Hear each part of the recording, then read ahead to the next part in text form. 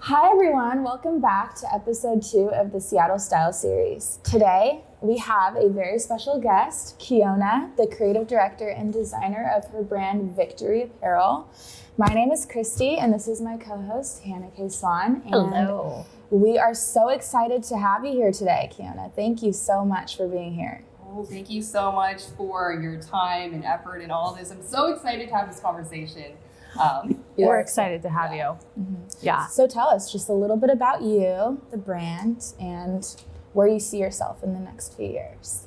Yeah, so my name is Keona, and I founded Victory, which is a sustainable braless apparel company. When I first started this brand, it's been like a 4-year journey because because all my background is in healthcare. I've over 10 years in healthcare, so I had to teach myself how to fashion design and start a business, and it's been a wild ride, and it's been one of the most highest growth self-development journeys ever. Yeah.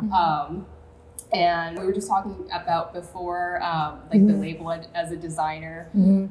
It's been hard for me to accept that because I didn't intend to go into this as to be a designer. I just wanted to make a product that helps solve the needs of going braless, but still being shielding the nipping so you feel psychologically safe going braless, but still feeling free.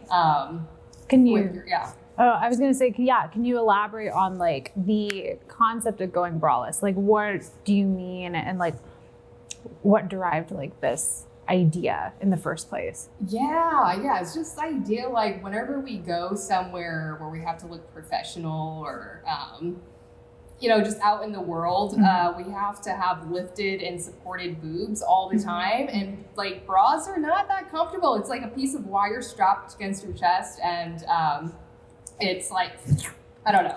Yeah. It's not comfortable. And it's if you want to look hot and sexy, you're wearing a hot ass dress, bra is great. But if you're just sitting in front of a computer typing, or you're at a family dinner, there's no reason for your boobs to be supported and lifted all that time. Yeah.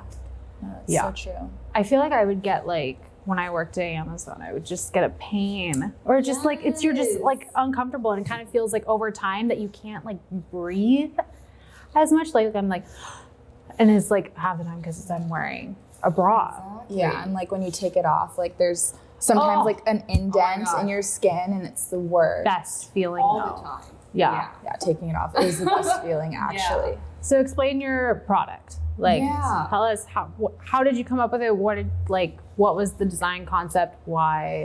So the design concept, it first started out me just sewing a bra that I cut up onto a shirt haphazardly. Wow. That was the first iteration. I don't know how to sew. That's amazing. That's how it started, and it went through 3 development packages of people who can pay to kind of execute on your vision when you don't know how to actually sew. I did try and learn how to sew, but it's just way too much work, so hard on your back. I was this is not for me. So Okay. So you cut up a bra. And so you took I'm assuming the padding. Yeah. And then you sewed that originally to the inside of a shirt. A random shirt. Yeah, the t-shirt. Yeah. Kind of Yeah, this is one of second to last iterations, but there's still looks really raggedy. But that's how you start. Okay. Yeah. And it worked. Yeah. Now it's I'm wearing it right now, and it looks great. Oh, I know my boobs still look good. Yeah. But no nipping. That's amazing. Yeah. And it's clean, sophisticated, it's versatile, it can go with anything. I was gonna ask, so I noticed it's a scoop neck. In the future, do you think that you're gonna have pieces that, are V-neck or tank tops, or what kind of styles and silhouettes are you going to be coming out with this design? Yeah. So I definitely have a bunch of ideas in my head that I definitely want to execute on once my Kickstarter is fully funded and I get the first round of manufacturing done. I want to move away from cups and do more with like paneling and stitching to provide like light support, but have it be strategically, I don't know. You're still It figuring works it in my out. head, you know? Yeah. Yeah. That's so cool. How did you find a manufacturer to like come up with this? Yeah, with you? lots of Googling. And most, if you're just a little brand, a lot of times you don't get an answer. So Interesting. Yeah, because most brands fail, and it's like, why should I start this relationship if you don't know what you're doing and you're just gonna like put in all this work just for one small little run. But I found I just found a new manufacturer that is ethical and it helps me source my sustainable fabrics. Wow, that's awesome. Yeah, so I don't have to do all that logistical bull crap that I just don't like. I hate the operational stuff. It's soul sucking, but you have to do it. Yeah. But I found that through going to this convention called Magic in Vegas, and it's like a place full of manufacturers and clothing. So, did you ever envision yourself as an entrepreneur? Was having a brand something that's always been in your mind? Yeah. No, I thought I was gonna be a nurse, and I started to, but that I did not apply myself as much as I should have, like first 2 years out of college. So I applied a couple times, didn't go in. And then, I thought I wanted to be a physician assistant. So, but I'm so glad I did not go that route, because it wouldn't give me the flexibility of starting Victory. And also my corporate job, it has given me the experience of like learning how to manage a project or lead a meeting, run a meeting. These things are also important when starting a business. Wow, that's so cool. I also thought I was going to be a nurse too. Yes. No, that's so awesome. So where do you see this brand going in the next year, 2 years? What is kind of like your plan, and what are some of the places where you want your products to be featured? Are you thinking of having your own physical location, or having a retailer that hosts your products, or just doing like an online business? Yeah, I think you asked me that earlier, but I like totally did not answer it. But in the next 1 year, I hope to have some of my pieces in Seattle, kind of start scaling up little by little. Yeah.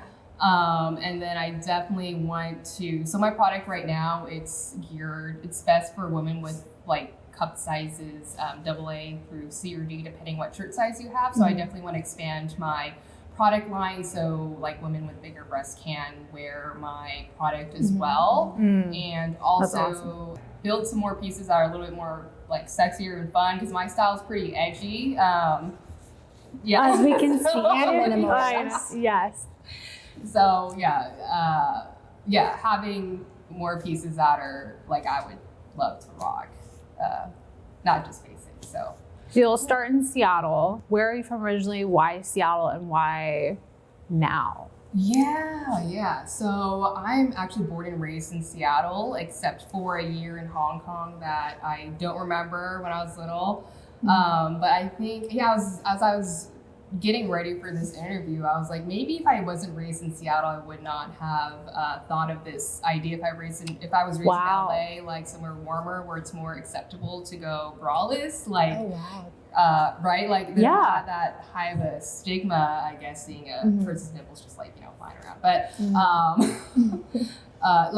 this wouldn't have been such an insecurity and issue for me, right? So, I think that Seattle's definitely a part of a reason why I was driven to create Victory, for sure. Wow. And plus, my network is all around here. When you start something, it's so important. You can't do anything by yourself. You need people you trust around you. Yeah. So Seattle it is. I think that's a perfect location. It's cold here. Here. I know, they'd be cutting through your shirt. They really do, especially today. I mean, I think you make a great point. Like, Seattle is now becoming probably more and more than the rest of the country a hybrid, if not work from home, city. Yeah, yes, so we have so many incredible companies that are based here, but like as we know, a lot of them are not sending all their employees to the office anymore. They're giving the option that you're allowed to be home. But like if you have a meeting, like I remember working like from home and I was like, I don't want to have to put on a bra for a meeting. It's like here you are, you're like braless, shirt on, blazer, can't even tell. You could even you could wear without the blazer and it'd still be fully acceptable. Like no one's gonna know better. Exactly. Yeah. So I think that makes sense. And then if you're running errands, you like want to hit the town, no one's gonna be like side-eyeing you, which I think is so funny. I've noticed that as well. I think growing up here is that like we're such a liberal city, but at the same time, nipples out, everyone's like, what is she doing? Yeah. Exactly. That's awesome. Very cool. So I am really curious to look at some of these t-shirts that you brought and just like talk us through the design, what it's made of. Yeah, so I'd love to. So our Victory is a sustainable brand. So the shell is made out of tencel, which is a fabric made out of beechwood fibers. And wow. But it's more so soft. silky. Yeah, and it's more like durable than cotton.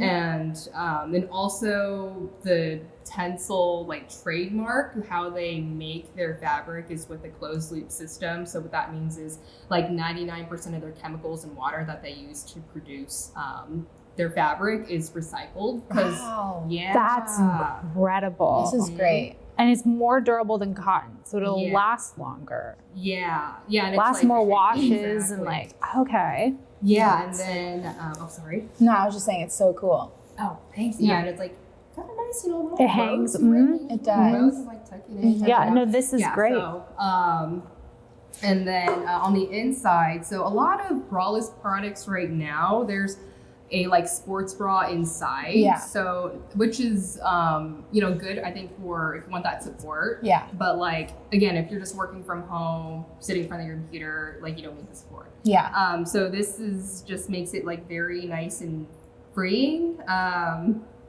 what you're calling this, so like what, a panel, a shield? Yeah, like a shield, like, and this is all seamless in here. So this is a photo sample. Okay. My next fit sample that's going to be for sale, this panel will be much more well constructed with, the cups will be held in place a little bit more securely with the seamless bonding. But this is seamless bonding, and then this is recycled nylon. Wow. And then I made sure that the fabric is like soft, so it's so soft. Yeah, So no soft. nipple chafing. So Yeah. No, this is so well made. Really. thank you. And I love how this is like high-low Yes, too. it's high-low, yeah. So it allows like the flow of the fabric, and like for those that are a little more conservative, which like, I mean, this type of top plays to a more conservative customer. It's like, okay, you can get a little coverage in the back too. Exactly. You're wearing this like leggings, or if you want to like tuck it in as you've done here, it looks great. It hangs so well, It like really on your does. body. That's awesome. Yeah, I love it. Thank you. Incredible. You're launching soon. I am. May 14th, I'm launching on a Kickstarter pre-sale situation. Which, Congratulations. Thank you. I know, it's been so long. But yeah, definitely, I think the power of crowdfunding definitely is a barrier, reduces the barrier of entry for a lot of people if they don't have like the capital. Because I'm self-funding right now. Wow.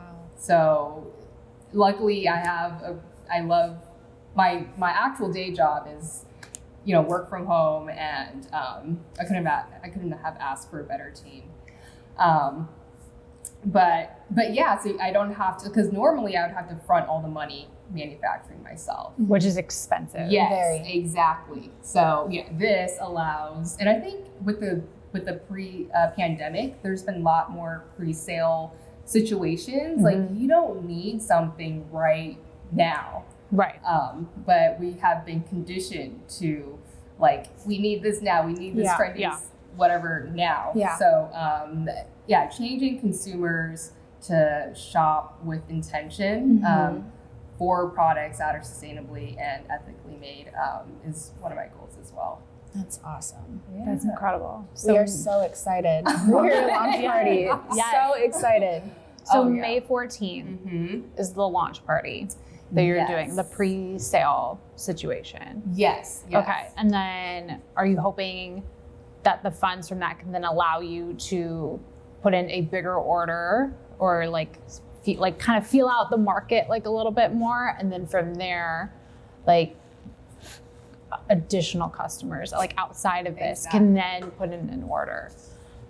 Is that what you're? How explain that process? Like what you're? Yeah. So there. pre-sale kind of validates your idea in the market, Right. Before you like spend all this money and like waste all this inventory. Yep. And then allows for me to like front the money to the manufacturer and have it not all be myself. Yeah, and then the launch party, it's not gonna be your like regular Seattle networking event where you're just like sitting and like sipping. It's gonna be a participatory event. There's gonna be like content creation areas where you can take all those reels and TikToks that you're too embarrassed to do by yourself, or you need that extra little hand to do.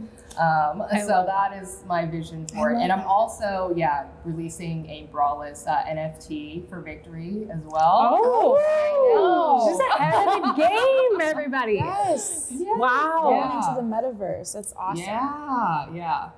That's incredible. Okay, cool. Yeah. So people will be able to put in a little pre-order and allow you to feel it out. Exactly. Yeah. Cool. Yeah. I guess the last question that I have for you is, starting a new business, it's obviously really difficult. What is the one thing that you've learned that you feel is really important for those that also want to start a business but are too scared or like reluctant to? Like, what advice do you have for them? Good question. Yeah, no, it's a great question. First, I think anybody can absolutely do anything you want to if you put your heart and soul into it. But you have to get right with yourself first, and because all your insecurities are going to come out when you start a business. Yeah. So, It's so good. Yeah. So I remember when I first started, I actually had two I want to say the co-founders, but I did it with them. But I was like I was a terrible boss or partner because I just didn't know how to. Like I was insecure, so I feel like I projected that insecurity on them. And then it wasn't until I was really aligned in my vision and my why that I was able to steer the business in the way I want to. And when I like to alignment, it's like when your car is aligned, you're just cruising and you don't even have to put your hand that much on the steering wheel. Yeah, wow, that's good. Yeah. Yeah. But when it's unaligned, that's when you have to work really hard to make sure it goes straight, make sure it doesn't veer off to the side, and it's a lot more work trying to go where you want to go. Yeah.